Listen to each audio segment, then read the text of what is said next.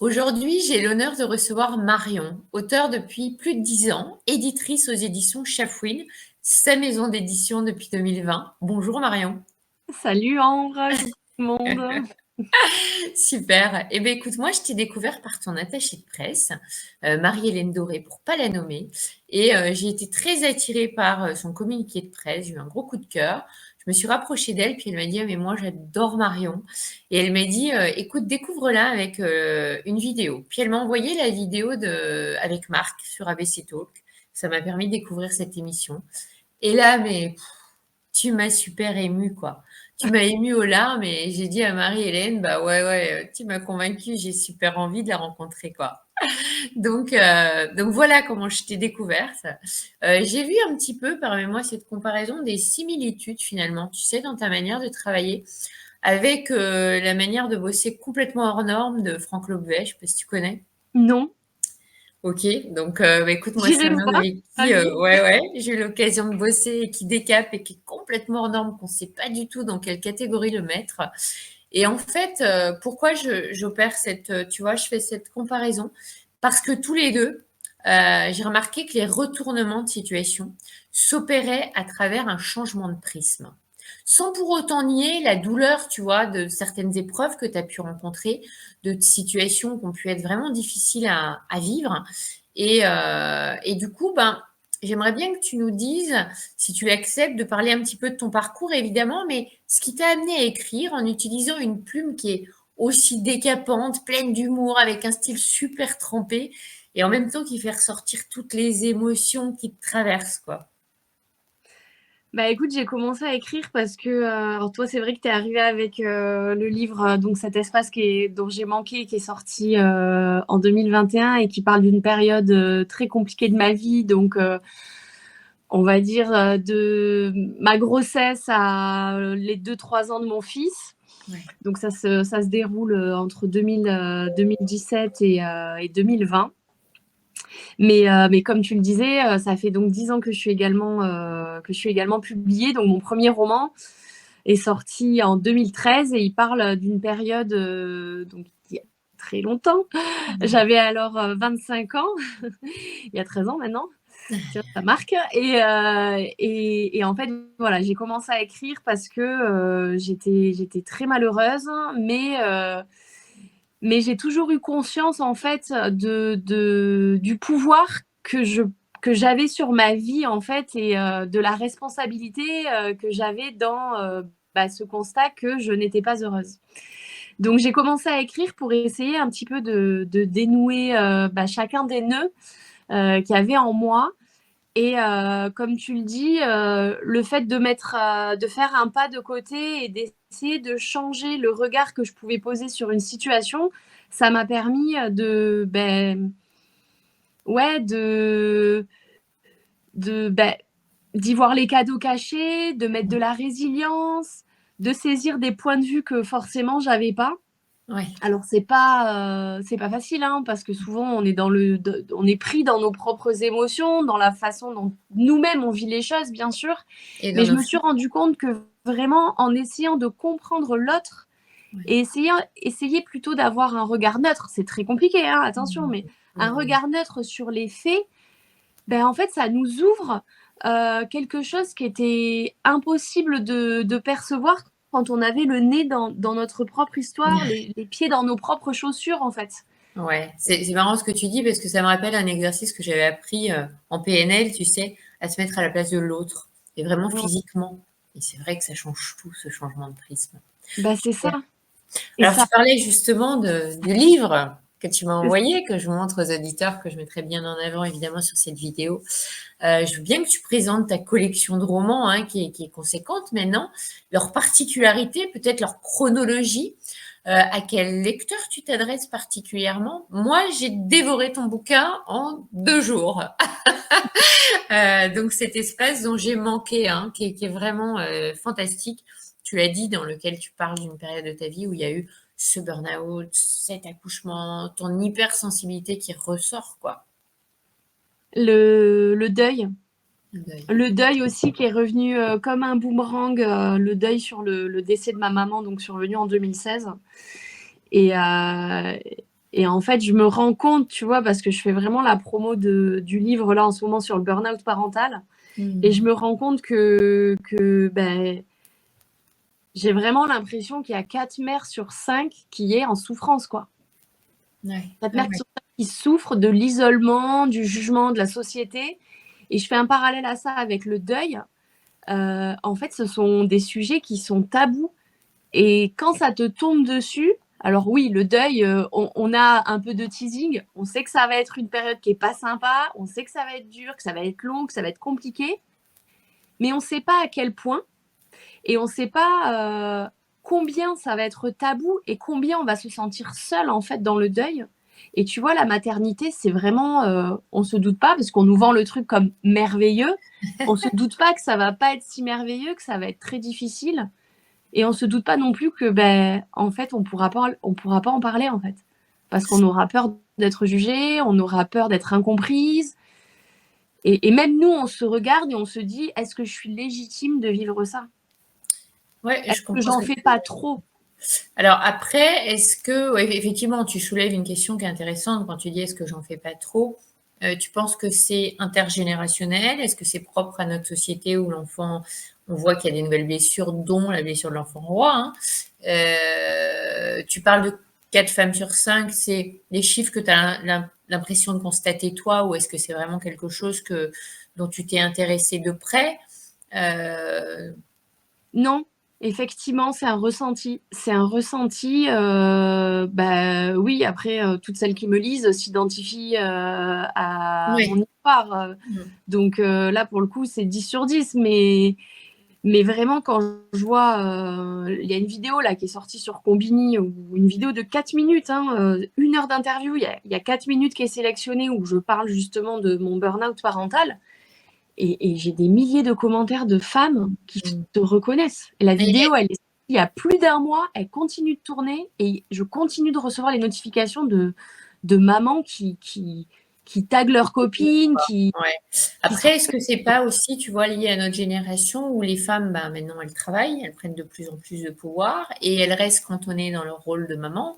Là où il y a quelques générations, enfin 2 générations, tu vois, les mamans étaient plutôt à s'occuper des enfants et le papa, j'ai peut-être une vision archaïque, mais j'en ai quand même beaucoup, tu vois, Oui, oui, oui. Non, non, je pense que c'est et assez réaliste. et Mais puis les quand mamans tu... qui élèvent leurs enfants seuls, parce que ça a été ton cas, même si la séparation n'a pas eu lieu de suite, on sent déjà que dans ton livre, ton compagnon de l'époque travaillait à l'extérieur et que tu portais cette partie-là toute seule, quoi.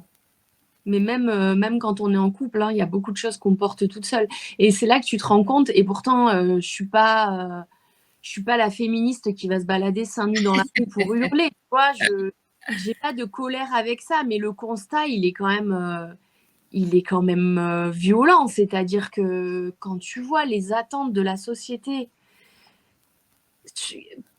envers les femmes, mais c'est un truc de dingue, quoi. Et est-ce Faut que être c'est belle, pas nous qui faut être cherchons ce pute, pouvoir aussi? faut être indépendante, faut Mmh. être bosseuse, mais faut pas délaisser ses enfants. Et tu te dis, mais en fait, c'est tout et son contraire. Ouais. Et mais qu'est-ce que vous attendez de nous, en fait? On n'est pas magicienne, quoi. Et Et c'est qu'est-ce ça que qui du est coup, dingue. c'est quoi le message que tu as envie de leur faire passer justement? Puisque, bah, tu vois, moi, ce que j'ai ressenti, ce que j'ai adoré dans ton livre, c'est crescendo, tu es arrivé d'un waouh, je balance sur ma belle-mère, sur ma belle-sœur, que je supporte plus. Et je me suis dit, waouh, elle a des couilles. En même temps, évidemment, en tant que thérapeute, je pouvais que voir le rôle dans lequel tu t'enfermais, dont tu parles très très bien, hein, dans le triangle de Cartman, où là, bah, je suis victime d'une belle famille que je supporte plus finalement, qui t'a poussé à un moment donné à dire, mais là, je suis en train de péter les plombs, il faut que j'appelle au secours. Donc, je ne vais pas spoiler le livre, évidemment, mais jusqu'à te dire, là, j'ai besoin d'aide, quoi. Et on voit qu'à un moment donné, tu commences à partager ta compréhension dans le livre du triangle de Cartman, tu vois, du bourreau, de la victime, du sauveur, la mise en application des accords Toltec, des échanges avec ce médecin. On sent que tu as beaucoup aimé, que c'était une rencontre hyper importante dans ta vie, qui t'a offert des tips énormes pour justement apprendre à changer de regard, pour justement te focaliser sur dire merci, baigner dans la gratitude, pour te remotiver. Et en fait, on sent qu'à un moment donné, tu as pris conscience du OK, Je suis responsable de ce que je rencontre, mais je suis pas coupable. Et là, on sent qu'il y a eu ça y est, je vais vers moi, je vais vers ma vie, je reprends mon pouvoir. Donc, quand tu dis, ben là, je constate que dans la société, les femmes, elles savent plus quoi faire parce qu'il y a des messages contradictoires de partout. Et j'ai envie de te dire, moi, je les remets aussi dans leur pouvoir de dire, mais attendez, c'est vous qui le voulez ce pouvoir. Hein. Tu parles des féministes. On est en train de basculer dans une autre polarité qui, à mon avis, est pas super saine non plus. Parce que je pense que c'est toujours la voie du milieu qui est la plus juste. Donc, qu'est-ce que tu as envie de leur dire à ces femmes-là et à ce poids qu'elles prennent comme tu as pu le prendre finalement à travers cette maternité et ton expérience de vie? Qui es-tu dans tout ça? Qui es-tu et qu'est-ce que tu aimes? En fait, Ouais. il n'y a pas de généralité. Ouais. Tu vois? Qu'est-ce que tu veux? C'est quoi ton Qu'est-ce désir que toi, profond? qu'est-ce qui vibre en toi? Tu vois, Ouais. j'ai une amie, je lui disais, punaise, je pense que je vais pas avoir de deuxième enfant, mais c'est difficile pour moi, je porte un deuil par rapport à ça. Mon conjoint, il avait fait une vasectomie. Et je lui disais, dis-moi, s'il te plaît, là, tu viens d'avoir le deuxième, j'ai l'impression que tu pourrais avoir des mots qui vont m'aider. Elle me disait, mais Marion, moi, je me rends compte qu'en fait, évidemment, mon fils, mais je l'aime, c'est ma vie, quoi. Il est là maintenant, donc c'est innommable ce qu'il représente pour moi et ce que je ressens pour lui. Elle me dit, mais je me rends compte qu'en fait, ce deuxième enfant, on l'a fait parce que c'est dans notre culture de famille, quoi. En vrai, si c'était notre choix, ça Ouais. n'aurait pas été ça, quoi. On était bien à 3. Ouais. Là, à 4, c'est le bordel. Ouais. On coule, Ouais. on s'en sort pas, c'est compliqué. On va y arriver. Et là, je m'accroche au mât dans la tempête, on va y arriver. De toute façon, c'est choisi, on va y arriver. Mais je pense que c'était pas notre choix. Et en fait, je peux pas donner une réponse, à mon sens, à toutes ces femmes qui sont complètement différentes les unes des autres. La seule chose qui compte, c'est demande-toi ce choix par rapport à quoi il est fait. Par rapport à ta mère, par rapport à tes parents, par rapport à ton enfance, par rapport à ta famille, par rapport à la famille de ton conjoint, par rapport à la société, par rapport à ton âge, aux attentes que la société projette sur ton âge, par rapport aux réflexions des gens. Ah, vous allez avoir un enfant unique, il va être pourri gâté. En vrai, c'est quoi ton choix? Comment as-tu envie d'écrire ton histoire? Avec quel rôle? Quel personnage? Mais en fonction de toi, de ton cœur, de tes vibrations. Et je pense que les réponses, elles sont là-dedans. Tout simplement, en fait. Complètement d'accord avec toi parce que c'est vrai qu'on le voit à travers la psychogénéalogie et ça me touche particulièrement ce que tu dis parce que moi, ça a été très compliqué pour avoir mon fils, très long. Ça a été un chemin parsemé de fausses couches, tu vois. Il y en a eu 4 quand même. Et quand mon fils est arrivé dans ma vie, je l'ai vu comme un miracle. Donc moi, tu vois, je me mets pas dans la catégorie des femmes qui, ça aurait pu néanmoins me dire, oh là là, j'arrive pas à tout gérer. Moi, c'est mon rayon de soleil. Néanmoins, tu vois, avec l'âge, parce que bah, voilà, il est arrivé, j'avais 40 ans, je me suis souvent dit, oh là là, parce que c'était le modèle d'en avoir 2 ou 3 dans la famille, c'était comme si ça me paraissait pas normal de ne pas en avoir un deuxième, tu vois. Et mon mari avait été très clair, vu que lui, il a déjà 2 enfants d'un premier mariage. Il m'a dit là, je peux plus, tu vois, pour des tas de raisons, je peux plus. Et ma sœur, qui a 2 enfants très, très différents, et comme tu dis, elle adore son deuxième, tu vois. En plus, elle a le choix du roi, elle a fait la fille, le garçon. Des fois, elle me dit, tu sais, c'est bien aussi. Et je te jure, j'en ai pris conscience. Je me dis, mais en fait, bon, j'ai cette croyance et cette conviction que tout est juste parfait à sa place. Mais aujourd'hui, je le vis vraiment comme ça. Je me dis, mais oui, c'est ça qui était juste. Tu vois? Ça me parle beaucoup ce que tu dis.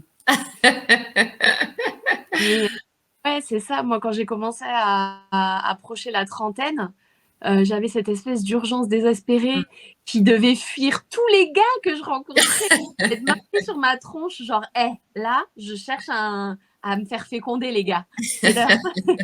Et en fait, je partais à me projeter dans des relations avec des gars qui me convenaient, mais pas du tout, quoi.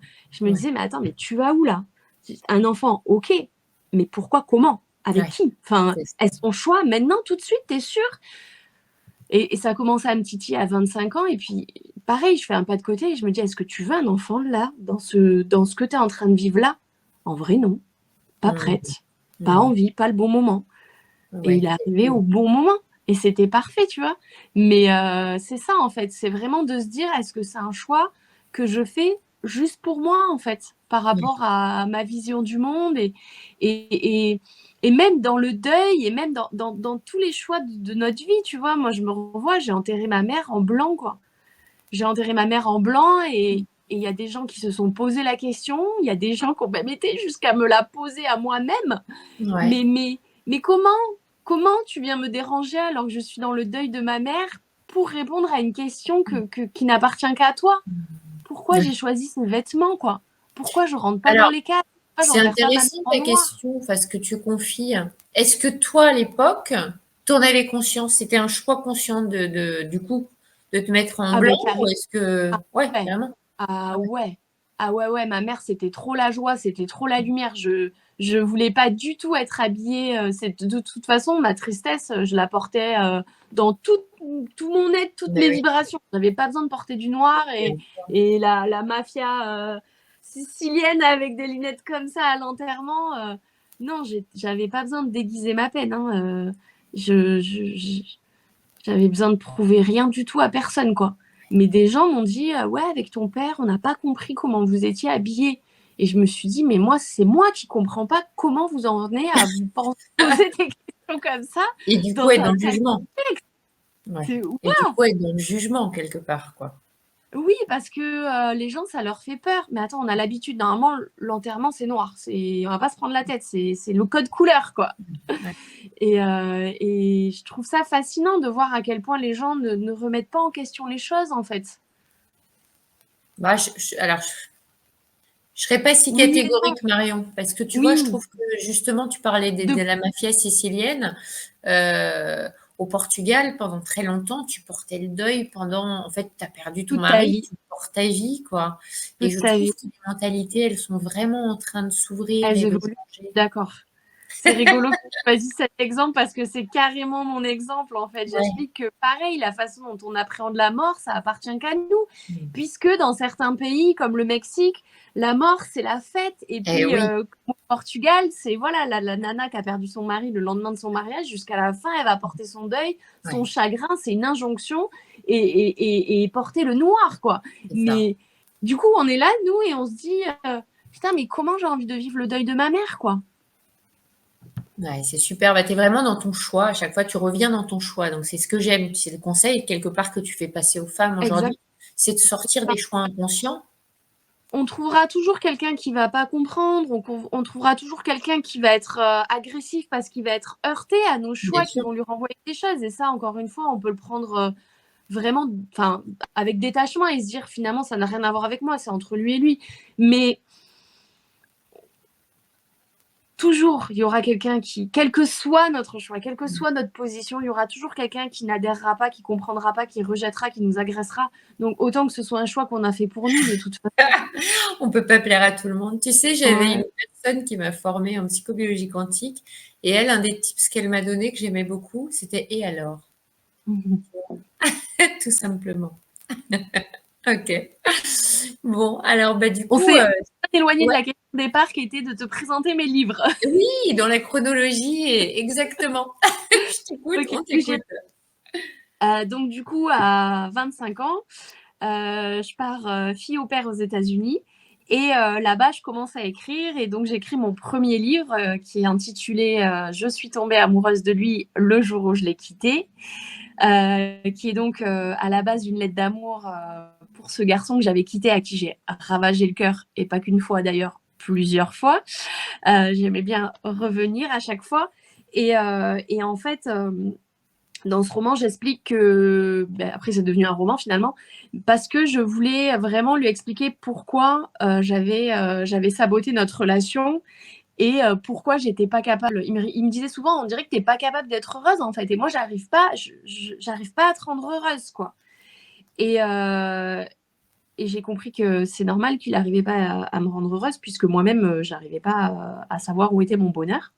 Donc j'ai commencé à lui écrire cette lettre pour lui expliquer que voilà, j'avais une enfance compliquée, une enfance difficile, très chaotique et conflictuelle avec mes parents. Et en fait là, j'ai mis le doigt, puis le Ouais. bras y est passé dans un truc complètement inattendu. J'ai ouvert la boîte de Pandore et en fait j'ai commencé à ne plus écrire cette lettre d'amour, mais à écrire mon histoire. C'est devenu donc mon histoire, écrit donc à la première personne sous forme de journal. Je libère ce que j'ai sur le cœur, mais tout en le libérant et vraiment, je pense que le mot, ça peut être vraiment celui-là, en gerbant ce que j'ai à l'intérieur et qui est nocif et qui est toxique et qui est indigeste et qui me détruit, j'arrive à y mettre un peu de l'ordre, à le comprendre et un peu comme ça, par hasard et avec maladresse, c'est finalisé ce premier roman, tu vois. D'accord. Là, j'ai quand même une voix en moi qui me dit je pense que ça peut aider, faut que tu le publies, tu vois.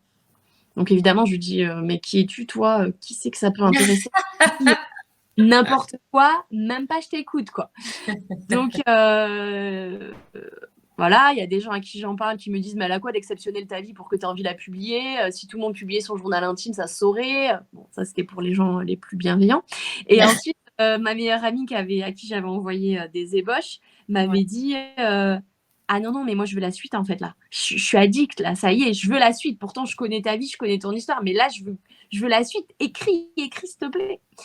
Et donc à la base, je voulais envoyer ce que j'avais commencé à écrire à une journaliste qui, dans un magazine, disait oui, voilà, vous avez aimé cette histoire, vous avez envie de partager la vôtre, écrivez à machin, et elle la réécrira pour vous. D'accord. Je commence à rédiger le mail et je me dis non, qui mieux que moi pourrait le faire? Non, je sens que c'est moi. Je sens qu'il faut que je le fasse. Donc j'ai démarché des éditeurs avec finalement ce manuscrit. Et bon, long story short, on va dire, je tourne sur un éditeur, je paye, c'est le jeu, bon, voilà. Ça... En tout cas, le côté positif, c'est que 2013, je reçois chez moi un exemplaire, d'ailleurs 50 exemplaires de mon premier livre. Je suis tombée amoureuse de lui le jour où je l'ai quitté. Comme je suis une petite maline et que je suis une très bonne vendeuse dans l'âme, je me dis, bah, moi, je vais organiser des dédicaces et puis je vais promouvoir mon livre. Donc, on est en 2013. Et en fait, ça prend très, très vite. J'ai beaucoup de gens qui achètent le livre en dédicace parce qu'ils me trouvent sympathique, parce que l'histoire les appelle, machin. Puis, après, j'ai les retours des lecteurs. Ouais, j'ai l'impression que c'est mon histoire. Mais qu'est-ce que j'ai ri? Ça devrait être remboursé par la Sécu. Oh là là, où c'est que je passe la carte vitale? Enfin, tu vois, toujours des mêmes blagues comme ça qui se regroupent et je me dis, waouh, en fait, mes écrits font du bien. Donc, j'écris le deuxième. Je me dis, allez, je poursuis. Donc, le deuxième, on est un peu dans une autre ambiance. Donc, la bombe humaine, c'est moi. Dans lequel, là, je continue à vider ce trop-plein. J'explique aussi qu'il y a beaucoup de choix que j'ai fait pour les mauvaises raisons, pour faire plaisir à mes parents, pour être aimée d'eux, mais que finalement, je vois bien que ça marche pas du tout. Et qu'en plus de pas recevoir l'amour que j'attends, je m'aime encore moins qu'avant, tu vois, puisque si mes parents ne m'aiment pas, c'est que vraiment, je dois pas être très aimable ou très aimante, tu vois. Et bref, plein de questionnements comme ça se font. Donc celui-là, il sort en 2014. Pareil, beaucoup de retours positifs. Les gens rigolent beaucoup, voilà, parce qu'à chaque fois, je raconte avec mes petites anecdotes. Ah ouais, tu les as enchaînés quand même, hein? Hein? Tu les as enchaînés, hein? Oui, 2013, tout à fait. 2014, ouais. Écrit à 1 an d'intervalle. Enfin, le premier, il a été plus long à sortir, mais après, voilà, j'ai surfé sur la vague. Puis là, je rentre en conflit avec mon éditeur de l'époque, qui me paye pas mes droits, qui est pas à la hauteur de mes attentes, qui, je le trouve, ne voit pas l'ambition ou le potentiel du projet. Et on se fâche, machin. Puis, je vais vivre à Paris. Puis, je rencontre le père de mon fils. Puis, bam, 2016, pardon, ma maman décède brutalement. Alors que je suis en voyage de l'autre côté de la planète, au Cambodge exactement, pour partir faire une mission humanitaire. Donc là, bam, tout s'effondre. En 2019, je sens qu'il faut absolument que j'écrive en fait sur le décès de ma mère parce que je sais que ça va m'aider à avancer, je sais que ça va me guérir. Entre-temps, mon fils est né en 2017. Je suis en dépression depuis ce moment-là. C'est pas nommé, c'est pas considéré, c'est pas légitimé. Je suis vraiment isolée dans mon chagrin, dans ma détresse, qui se transforme en colère, qui se transforme en violence. Enfin, vraiment. Bon, c'est pas pour rien qu'il est rouge, le livre. Hein. C'est vraiment tout ça là, c'est pas à l'extérieur, les flammes, c'est à l'intérieur et ça me consume. Et donc, en 2019, par chance, parce que j'ai beaucoup de chance aussi sur mon parcours, j'ai toujours des petites fées qui sont déposées à droite à gauche sur ma route. Puis, je les laisse entrer aussi, je saisis toujours les opportunités, donc ça, c'est vraiment trop chouette. Et donc là, je découvre une éditrice paloise sur les conseils d'une de mes lectrices. Et donc, en 2019, je reprends la suite et la chronologie de l'histoire et je sors mon numéro 3 qui s'appelle donc Samagas, qui se passe en Inde. Et là, en fait, je démarche des librairies, je démarche des diffuseurs et tout ça. Et là, on me dit, ouais, mais ok, vous en avez 3, il nous faut une présentation, en fait. Donc, il nous faut les thèmes par livre, synthétiser un petit peu ce que raconte l'histoire. Puis là, je sors mon crayon et ma feuille et je me dis, ouais, ok, je vais faire une fiche produit, en fait, de quoi ça parle. Et là, magie, en fait. C'est comme si tu avais les pièces du puzzle, là, dans mon espèce d'imaginaire qui commence à s'embriquer. Et je vois, en fait, le dessin du truc que j'avais pas vu, tu vois. Alors, bien sûr, je vais illustrer mes propos pour que ce soit plus clair. En fait, en 2019, quand j'ai repris la saga avec cette nouvelle éditrice et que j'ai commencé à faire des dédicaces, j'ai vu qu'il y avait un truc différent qui s'était passé. Enfin, j'ai vu qu'il y avait eu un changement. En fait, il y a des gens qui venaient sur mon stand, qui me parlaient, et au bout d'une seconde de parler, ils fondaient en larmes, en fait. Et ils me disaient, mais je ne comprends pas, en fait, ce que vous me faites. Juste de vous regarder, votre regard, il est tellement intense, on dirait qu'il est venu jusqu'à mon cœur et qu'il a Pénétrant, tout quoi. touché, mis le bazar. Enfin, les gens, ils repartaient là, comme ça, mais chamboulés. Donc je me disais, c'est ouf l'impact que j'ai sur les gens, c'est trop bizarre. Même sans parler, juste en les regardant, en leur souriant. Enfin, il s'est vraiment passé quelque chose à ce moment-là. Je pense que le départ de ma mère, plus ma grossesse et la naissance de mon fils, il y a plein de choses qui s'est passé. Là, je te la fais courte parce que bon, on parle quand même de 15 ans d'aventure. Bien sûr. Mais en gros, j'ai beaucoup de médiums sur beaucoup de dates différentes, dans des lieux différents, donc des gens qui ne se connaissaient pas, qui sont venus me voir et qui me disent, voilà, je ressens ça, ça, ça. Vous êtes accompagné, vous avez beaucoup de guides. À l'époque, oui, je vois une bibliothèque avec les couleurs de l'arc-en-ciel. Bon, aujourd'hui, en 2024, on peut le constater. J'ai 7 titres et ils sont très colorés les uns les autres. Est-ce que ce qu'elle m'a dit m'a influencé? Ouais. Bon, Peu importe. qui sait? Et puis, peu importe. Franchement, vraiment, peu importe, puisque le résultat est vraiment chouette. Exactement. Et en tout cas, me rend très heureuse. Donc, c'est surtout ça qui compte. Et contribue à beaucoup de lecteurs, donc encore mieux. Et en fait, il y a un truc qui a été posé que je n'avais pas du tout mesuré. Bon, déjà, il y a des gens qui sont arrivés sur mon stand et qui m'ont dit, bon, voilà, clairement, vous êtes hypersensible. Est-ce que vous connaissez? Est-ce que vous savez ce que c'est? J'en ai entendu parler, je suis pas sûre, machin. Puis après, il y a eu des confirmations avec des thérapeutes, des psychologues et tout ça. Donc, tu sais, il y a la synchronicité. En fait, tu as plein de choses qui viennent plein de fois jusqu'à que tu sois prêt à l'accueillir. Hein, mais je pense capable de l'entendre, ouais, tout à fait. Je pense que je vous apprends rien à ceux qui nous écoutent et à toi non plus. Donc, c'est rigolo, mais j'y suis attentive, donc c'est sympa. Et là, on me dit en fait que j'écris en canalisation. D'accord. Ok. Et effectivement, quand il y a cette espèce de carte qui se met devant mes yeux, je vois qu'en fait, le projet est hyper cohérent, tu vois. Ouais. Et je me dis, punaise, mais c'est dingue, en fait. Chaque roman porte un thème. Et là, les thèmes commencent à sortir. Donc, le premier, la construction identitaire par rapport à la relation familiale et l'enfance. Le deuxième, je reprends le contrôle de ma vie, la rébellion. Je comprends que je fais des choix pour les autres, ce qui contribue à un déséquilibre intérieur, ce qui fait que je suis pas à l'aise dans ma vie, que je m'embrouille avec les gens, que je change tout le temps de boulot, que je porte ce mal-être où que j'aille, puisqu'en fait, il est en moi. Donc là, je reprends le pouvoir dans ma vie et désormais, je fais des choix alignés avec mon cœur.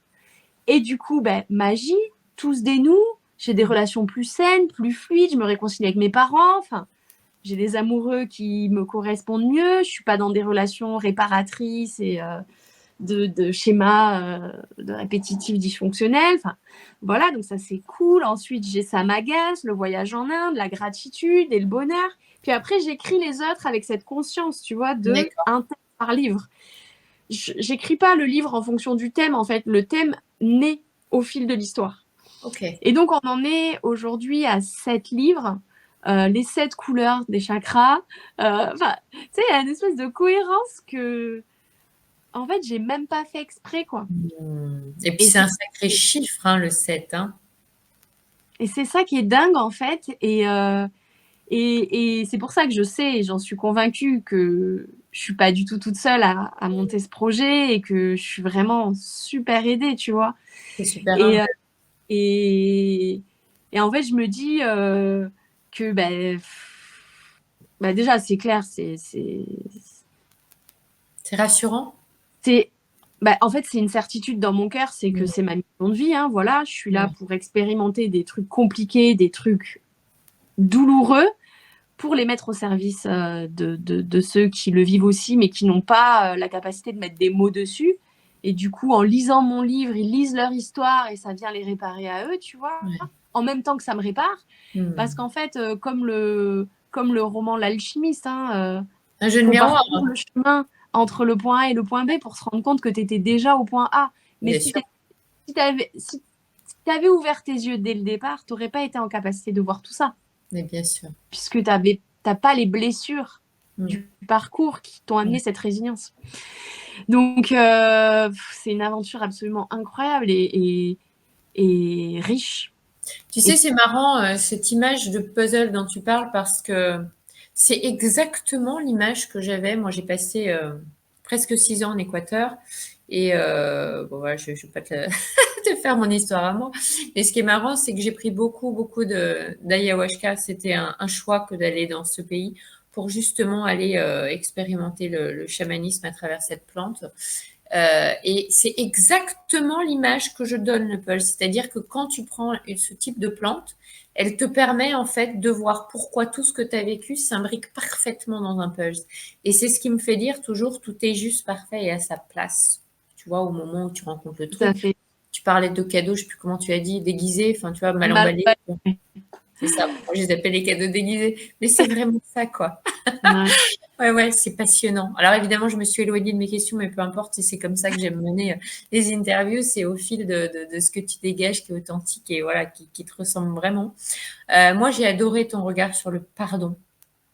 Parce que la première fois, tu t'expliques que finalement, et je crois que la plupart des gens, ils comprennent pas que pardonner, c'est d'abord se pardonner à soi, quoi. Et puis en fin de livre, tu dis, et là je cite parce que j'ai trouvé ça très beau, comment s'efforcer à pardonner quoi que ce soit à qui que ce soit si personne d'autre que nous n'est tenu responsable de nos propres blessures. Ainsi, nous n'avons aucune raison de nourrir une quelconque rancœur, amertume ou colère envers une tierce personne, et donc en toute logique, nous n'avons rien ni personne à pardonner. En réécrivant notre rapport aux autres et au monde, on se libère de toute emprise. Ne venons pas finalement, ne venons pas, j'imagine, ne venons-nous pas, enfin bon, bref, j'ai du mal à le recopier, finalement doter toute raison d'être au sens du mot pardon, d'en réécrire l'histoire. Et en fait, je trouve que, tu vois, ce tout petit morceau, à travers ton style, comme je disais, très trempé, très fluide, très facile à lire, hein, tu vois, il y a des choses très profondes. Tu parlais de guidance et je trouve que ça, derrière ce message, c'est hyper profond parce que quand on a compris ça, on a tout compris en fait, quoi. Et c'est sûr qu'entre le début de ton livre où tu balances sur ta belle famille parce que ça a été super douloureux pour toi, tu le dis en fait, tu cherchais qu'une chose, c'est être aimé, donc forcément tu as essayé de correspondre au moule et tu parles, j'ai adoré les anecdotes sur l'allaitement, tu vois, ben non, mais moi allaiter, et puis, puis on le voit bien en plus selon les cultures, c'est tellement différent d'une culture à l'autre, et puis finalement d'arriver à cette vision de dire bon bah c'est à moi que je dois pardonner de ne pas m'être respectée dans tout ça. Et je trouve ça incroyable, quoi. Et ce retournement, il s'est fait à quel moment? Tu sens qu'il y a vraiment eu quelque chose qui t'a permis de switcher ou ça a été progressif? Je sais que c'est Non, pas évident c'est comme question. progressif. Ouais, il n'y a pas d'illumination. Je pense que, enfin, si, il y a quand même un moment de bascule, mais c'est tout le chemin qui a contribué à ce petit mouvement Mmh. qui est lourd de changement, en fait, Ah mais mais tellement. ça a contribué. Mmh. C'est un cheminement intérieur, c'est un travail, un exercice, un muscle, tu Ouais, vois, qu'on travaille en fait chaque ouais. jour, de se dire, Comment je peux bon, ben regarder autrement? voilà, je vois l'autre aussi à travers ses blessures quand il Ouais. m'attaque. Ouais. Avec l'amour qu'il ne se donne pas quand il m'attaque à moi. Ouais. C'est Ouais. pas moi qui l'attaque, en fait. C'est cette part de moi qui l'accepte pas en lui. C'est ça. Tu vois? Ouais. C'est Mais magnifique. c'est pas constant, hein. Je suis encore loin de la sagesse, hein. Ouais, mais tu vois, quand tu parles de ce muscle, j'aime bien, et du coup, je vais refaire, tu vois, le lien que je fais avec Loveday. Franck Loveday, il dit toujours, bah, tu vois, tu as une situation qui t'arrive, tu as un mec qui te fait une queue de poisson. Première réaction qui peut venir, c'est ouais, mais ce con, il a fallu me mettre en danger, j'aurais pu mourir, donc tu le prends pour toi. Et tu vois, il a cet humour de dire vous n'êtes pas assez important pour que les gens vous veulent du mal. Et comment tu peux voir la chose autrement? Parce que si tu réagis comme ça, tu te fous en colère. Donc tu lui donnes du pouvoir à la personne, tu vois, de te foutre en colère. Et en fait, en changeant de regard, de prisme, en faisant le pas de côté dont tu parles, ou en montant sur une échelle, en prenant de la hauteur, c'est comment je peux voir le truc autrement. Ben, le mec est peut-être super pressé, peut-être qu'il doit aller à l'hôpital, peut-être que sa femme est en train d'accoucher, si on reste sur tu vois, le thème de l'accouchement. Et ça change tout, parce que ta pensée change ton émotion, change du coup ton comportement. Et waouh, qu'est-ce que c'est plus agréable. Et il le dit effectivement au début, c'est un exercice. Et puis au bout Ouais. d'un moment, ce muscle, eh ben, c'est bon, il est fait, et ta vision, elle change, et ça change tout. Ah, mais c'est tellement libérateur. Ouais. Moi, je pense que mon plus gros chemin, c'est ma blessure d'abandon et du rejet. En fait, c'est une Ouais. blessure extrêmement narcissique.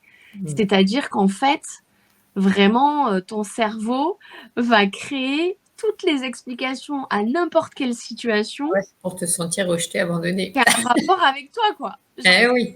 centre du monde, mais pas le centre sympa avec les Mm. projecteurs et les paillettes, Mm. genre le vilain petit canard, quoi. Ouais. Et maintenant, je m'amuse de voir un peu. Ça prend un temps, c'est pas les premières secondes. Attention, je suis dans la réaction, puis après, je suis dans l'analyse de la réaction, et je me dis, mais putain, mais mon cerveau, quoi. Tu vois, l'autre jour, je vais au centre de loisirs récupérer mon fils, et on se croise avec des mamans. On avait nos enfants ensemble à la crèche, tu vois, et maintenant ils sont partis dans des écoles différentes. Et au début, on a un peu maintenu le lien. Donc, tu vois, moi, je les ai invités toutes à l'anniversaire de mon enfant et tout ça. Puis après, il y a eu le confinement, ça s'est un peu étiré dans le temps. Et là, je les attends parler à côté de moi. Oui, donc samedi, on se voit à l'anniversaire de Pénélope. Ah, ça va être trop bien et tout. Et en fait, j'arrive dans la voiture et en vrai, j'avais envie de pleurer. Ouais. J'étais là, mais putain, je suis même pas invitée à l'anniversaire. Et tu sais, je me vois formuler cette phrase et me dire, Ouais. mais mec, c'est pas toi qui es censé être invité, c'est ton fils. Pourquoi tu te sens invité d'un anniversaire d'un enfant de 5 ans, quoi? Et je me disais, mais là, tu vas trop loin, tu sais. Ils sont même plus dans la même école, quoi. Ouais. Comment t'arrives à le prendre pour toi? N'importe quoi. Ouais, Donc, c'est ça me fait rire magnifique. maintenant, tu vois. Mm. Mais les émotions puériles, et sans vouloir les juger, tu vois, mais c'est des émotions immatures, quoi, d'enfants. Mais Est-ce que tu crois qu'il y a des émotions immatures? Non, je pense pas. C'est ton raisonnement peut-être que tu as réussi à voir comme étant immature. Mais une émotion en soi, elle n'est pas immature. Elle est oui, immature, tu vois, elle te traverse, quoi. c'est un élan de vie, quoi, tu vois. Ouais, Enfin, ouais. bien sûr, nous, Au l'adulte, contraire, tu sais, moi, je les appelle les alliés, hein. Elle vient te dire, à partir du moment où tu dis ça m'a rendu triste, c'est te montrer qu'il y a encore un deuil à faire, tu ouais, vois. La tristesse, elle est liée au deuil de cette blessure. Et c'est magnifique parce qu'en t'autorisant à la libérer, bah, tu libères cette blessure-là, tu la ouais. nettoies, tu la penses. Non, mais c'est très beau, merci. Un endroit où je me dis, mais n'importe quoi. Enfin, tu vois, je l'accueille avec amour et je me dis, c'est mignon, cette petite enfant encore blessée de ne pas être invitée à une fête d'anniversaire, quoi. Mais ouais, mais T'as ouais. 37 ans, tu n'as pas. C'est pas toi qui vas recevoir l'invitation de toute façon. Alors moi, ce que j'adore, parce qu'à 37 ans, il faut quand même dire que tu es éditrice, et c'est pas rien, hein. C'est pas rien parce qu'on sait aujourd'hui que le monde de l'édition, il souffre en plus, hein, avec les nouvelles technologies. Voilà, on va être dans un autre paradigme aussi par rapport au bouquin. Et puis, ben moi, j'ai trouvé génial ton idée de stage, quoi. Mais vraiment, tu vois, bon, moi, j'écris, mais beaucoup moins que toi, hein, tu vois, ça fait pas partie de mon cœur de métier, c'est pour le plaisir. C'est vrai qu'on parle de plus en plus dans les outils thérapeutiques de la journalisation, Donc finalement, c'est ce que tu as fait. Et puis on sent qu'au-delà de ça, toi, tu as carrément touché. Tu as été touché par le divin avec cette guidance dont tu parles, hein, dont certains médiums parlent avec cette écriture automatique. Et puis, tu as décidé d'en faire profiter les autres en créant des stages. Et moi, je me suis dit, mais c'est une super idée qu'elle a eue parce que c'est vrai que tu as plein de gens qui se sentent pas, tu disais au début, je me sentais pas légitime, je suis qui pour écrire, etc. Et finalement, quand on voit à quel point, la première fois, je crois que j'ai entendu parler de la journalisation, c'était dans le livre Miracle Morning, tu vois, de Hall. Et moi, j'utilise beaucoup l'écriture avec les gens que j'accompagne, mais plus sur des actes, tu vois, en psychogénéalogie, que Jodorowsky appellerait des actes psychomagiques. Je trouve que l'écriture, c'est hyper puissant. Comment ça t'est venu cette idée? Et puis du coup, est-ce que tu as envie d'en parler, les prochains stages que tu animes, combien de personnes tu réunis? C'est génial, quoi. Ok. Alors, je... Attention, je suis extrêmement crédible. Donc pour la petite histoire, je suis quand même une élève, mais vraiment Jean-Michel à l'arrache, quoi. Genre je mets mon réveil à 5h30 pour faire mes devoirs parce que je les ai pas fait la veille, enfin à la lampe torche sous la couette pour pas que mes parents me grillent. Enfin, je suis vraiment. Et pourtant, je suis une bosseuse, hein. Mais je pense que je suis quand même un peu à l'arrache. Mais je pense que c'est de la spontanéité qui est en connexion directe avec de l'authentisme. Donc, ça va. Donc, on en est où? Je reviens de vacances. On est début novembre. 15 jours après, je suis reçue en interview par ABC Talk. OK. Et là, je suis au salon du bien-être à Agen. En face de mon stand parce que l'univers me fait toujours plein de cadeaux. J'ai beaucoup de chance. Je suis gâtée pourrie non gâtée, gâtée beaucoup. Et donc, parce que j'en fais quelque chose, donc ça va. Et en fait, autour de mon stand, à chaque fois, j'ai des gens merveilleux. Et tu vois, je me dis, je vais même pas aller faire le tour du salon parce que de toute façon, j'ai pas le temps. J'ai juste à tendre la main et je vais faire la connaissance des gens qui sont à côté de moi. Je sais que j'ai des cadeaux. C'est jamais les mêmes. C'est toujours trop chouette. Et donc là, en face de moi, donc, je ne sais même plus son prénom parce qu'à chaque fois je faisais que me tromper. Je pense que c'est Virginie. Donc j'ai Virginie en face de moi qui fait des massages crâniens. Okay. Et en fait, mais moi, j'aime trop qu'on me touche le corps, tu vois. J'aime trop qu'on me masse les pieds, qu'on me masse les mains. Et là, depuis peu, je me dis quand je fais des salons et que je reste genre 10 heures debout, à piétiner, à parler aux gens, à vraiment donner beaucoup, beaucoup d'énergie, je m'offre un cadeau, je me fais un massage, je me fais un petit soin avec des gens autour de moi. Donc là, je vais la voir, c'était un creux, genre je me souviens, c'était le vendredi après manger, ou avant manger, je crois. Bon, peu importe. Je vais la voir et je lui dis, est-ce que tu veux bien me faire un massage crânien? Et donc là, je m'allonge, elle me fait un massage, et là, en fait, je te jure, pourtant, je sais pas si je suis très réceptive à l'hypnose ou des trucs comme ça, parce que j'ai jamais fait de voyage. Je parlais d'ayahuasca. Ouais. J'ai envie d'essayer, mais tu vois... le contexte ne s'y est pas encore prêté. Bon, bref, je m'allonge. Et là, je pars, mais genre en mode fusée trop loin. Et mon cerveau crée la masterclass. D'accord. Ok. Mais vraiment. Ah ouais. Comment ça va se passer? Les ateliers, combien de jours, combien de participants, le tarif. Non, mais tout. Ouais. Et je sais même pas combien de temps le massage a duré. Demandez, vous recevrez, quoi. Et elle me dit oui, au début du salon, elle me dit, ah, du coup, tu as écrit tout ça. Et alors, c'est quoi tes projets pour l'année prochaine? Et je me souviens, je lui ai dit, tu sais, moi, les projets en général, ils arrivent à la fin de l'année. J'ai des cadeaux de l'univers. Et comme ça, mon année suivante est écrite et se peaufine un petit peu sur les 3-4 premiers mois de l'année suivante, pour donc l'année en cours. Et donc là, je me lève de son massage et je lui dis, bon, ben voilà, 2004. Répondre. Je lui raconte et elle me dit non mais c'est un truc de fou. Le soir je rentre à l'hôtel, bam, je fais les visuels et le lendemain je le mets en ligne. Génial. Donc un stage de 7 jours. On arrive le dimanche soir, on repart le dimanche après-midi dans un lieu le 47. Marion qui a une superbe maison, la maison Pénélope. Donc c'est une maison en campagne avec un dortoir mais trop mignon, hyper lumineux, tout cosy avec des poutres apparentes. Enfin vraiment le lieu, mais je l'aime. Je n'y ai jamais mis les pieds, je l'aime. Très sauvage, avec beaucoup de nature. Vraiment, le terrain, il est très, très grand, tu vois, en mode hectare, avec des arbres qui apporte un peu de sécurité. Tu vois, si on se met sous les arbres, on peut faire du yoga, des petits exercices de cercle, exploration de cercle intérieur. Il y a des animaux, il y a des chèvres, genre les chèvres, elles passent par la fenêtre pour entrer dans la cuisine. Il y a des poules, il y a des lapins, enfin le truc, genre, tout ce que j'aime.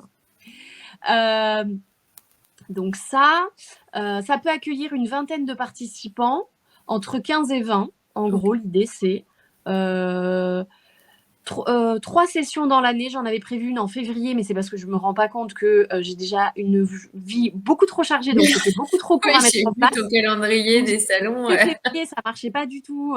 C'était trop court pour moi pour m'organiser. Ouais, Donc il y en a une en avril, il y en a une en juin et il y en a une en novembre. d'accord. Bon, déjà, ça commence à se remplir, surtout que ABC Talk veut être partenaire de la masterclass parce que, comme toi, Marc, il a trouvé que c'était un projet de dingue. Donc, C'est à génial. partir de incessamment sous peu, il va y avoir beaucoup de promos autour Super. de cette masterclass pour voilà, en faire la promo un peu partout sur les différents canaux. Il y aura la radio, puisque je suis chroniqueuse à RZN Radio tous les matins, radio qui est maintenant diffusée partout en France. Donc sur la chaîne aussi ABC Talk. Et en gros, les gens vont arriver. Et l'idée, c'est ils arrivent à poil, hein, c'est-à-dire que même s'ils n'ont rien écrit, Ouais, ouais, ils ont juste l'élan, tu vois, de se dire j'ai ouais. besoin, j'ai envie, voilà, je voudrais.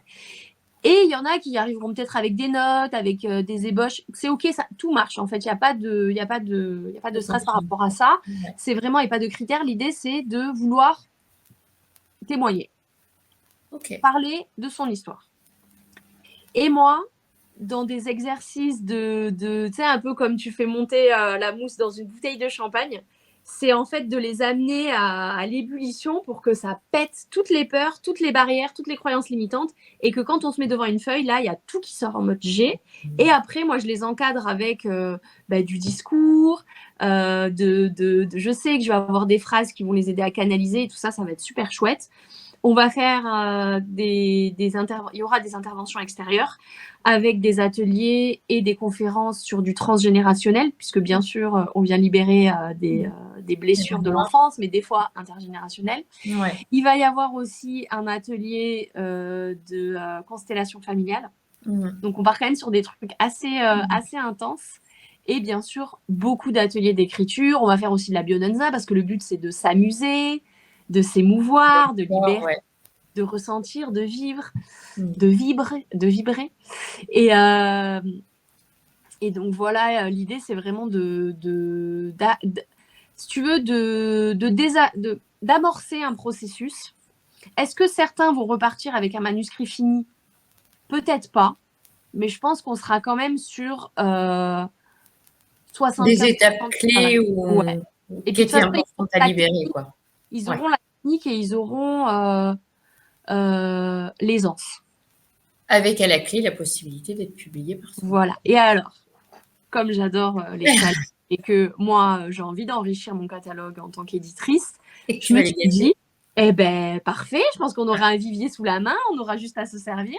Et donc, je pense à l'instinct que quand j'aurai des coups de cœur, je publierai au moins, je me suis dit, parce que au plus, peu importe, au moins 2 manuscrits dans l'année. Ouais. C'est magnifique. Waouh. C'est incroyable, hein. Et tu vas animer ça toute seule ou tu co-animes quand tu parlais tu vois, des ateliers constellation Ouais, non, ça, c'est familiale? pas moi. Là, je prends D'accord. des experts dans les Ouais, domaines d'accord. pour pouvoir me guider. Et puis moi, il y a des choses que je maîtrise pas du tout, c'est pas du tout mon métier. Et je préfère. Tu sais, moi, je suis vraiment à plusieurs, on va loin, tu vois. Donc, je Bien peux sûr. vraiment ramener dans mon projet des gens coup de cœur, des gens en qui je crois, des gens qui sont experts dans leur domaine. Et donc, il y aura des Ouais. interventions extérieures, ouais. Des Ça- partenaires. Mais écoute, c'est génial. Ton histoire est superbe. On te souhaite une aventure qui continue à monter, tu sais. On dit Merci. souvent qu'avec la polarité, quand ça a été très difficile, quand il y a le basculement, bah, la chance, c'est que du coup, ça va très très haut, très très loin. Et on sent cet élan chez toi et l'histoire qui a basculé, mais de manière c'est très beau, on attend la suite en fait, quoi. Donc, tu as un programme, un agenda très chargé, tu le disais, au mois de février, du 9 au 11. Alors, je ne sais pas quelle est cette région, la Ok. Teste-Buc, c'est La où? tête de bûche, en fait, c'est sur le bassin d'Arcachon, Ah, en dessous. d'accord, super. Donc là, Donc, je tu suis seras à là-bas. Bordeaux, à côté d'Arcachon, le week-end prochain. Et Ouais. après, de toute façon, les gens qui nous écoutent peuvent retrouver toutes les dates sur mon site internet. Alors, j'avais noté à Nîmes du 1er au 3 mars, Oh, à Mandelieu du 8 au 10 mars, à Toulouse yes, du 22 au 24 mars. Je vais essayer de venir te voir parce que je suis pas loin. À La Roche-sur-Foron du 5 au 7 avril. Donc, programme super. Je publierai les dates sous notre vidéo. Et puis, merci. si tu peux m'envoyer également tes dates de stage pour les masterclass, Ouais, évidemment, je les publierai également. génial. Et est-ce que tu as une petite actu à ajouter, un autre livre en préparation peut-être? Oui, Ouais, cool. Bon, un cahier pour la d'exercice. surprise. Un cahier d'exercice? Ah, génial, super. Ouais. Je pense OK. que en fait, sur les 7, il va y avoir bon, la BD, c'est sûr, mais pas tout de suite parce que ça prend beaucoup de temps et que là, je l'ai pas. Ouais. Cette année, on va sortir des cahiers d'exercice, un cahier pour mettre en application, un cahier d'exercice pour mettre en application chacun des thèmes. Pourquoi Donc, tu un dis cahier par thème. Hein. pourquoi tu dis on? Parce qu'en fait, l'idée, c'est une nana qui travaille avec moi. Comment je pourrais la nommer c'est un couteau suisse, alors c'est difficile, mais on va dire, c'est pas mon attaché de presse, mais c'est mon binôme, quoi. Et Mmh. elle me dit, Marion, il faut absolument que tu sortes un cahier d'exercice. Alors Oui, j'ai c'est vrai. dit, ok, allez, c'est parti. Et comme c'est son idée et que bah, Ouais, c'est légitime, du coup je dis on, mais c'est ouais. vrai que c'est moi qui l'écrirai. Euh, donc un cahier d'exercice par livre et après probablement des cartes oracles aussi par livre parce que Génial. en fait il y a plein de choses à faire quoi. C'est ça Et oui, et puis qui est encore une génial. fois, enfin, tu vois, j'ai remarqué que c'est la tendance des gens à qui je donne la parole sur cette chaîne. On va tous dans une volonté on vous donne les outils, mais vous Ouais. êtes maître de votre propre vie. On sort de la dépendance avec le thérapeute, le psy, le machin. Et ça, je trouve ça fantastique, quoi. Bah, les Ouais, clés sont en eux. Hein. ouais, c'est Les ça. clés sont en vous. Merci beaucoup, Marion. C'était Merci. vraiment un plaisir de te rencontrer ici. On te souhaite plein de succès et puis j'espère en vrai de vrai d'avril, mars? Non, mars à Toulouse. Mars, ça serait bien. En attendant, on te souhaite plein de succès et puis un bon séjour dans ton marathon, top bien-être. À Au bientôt. plaisir, merci.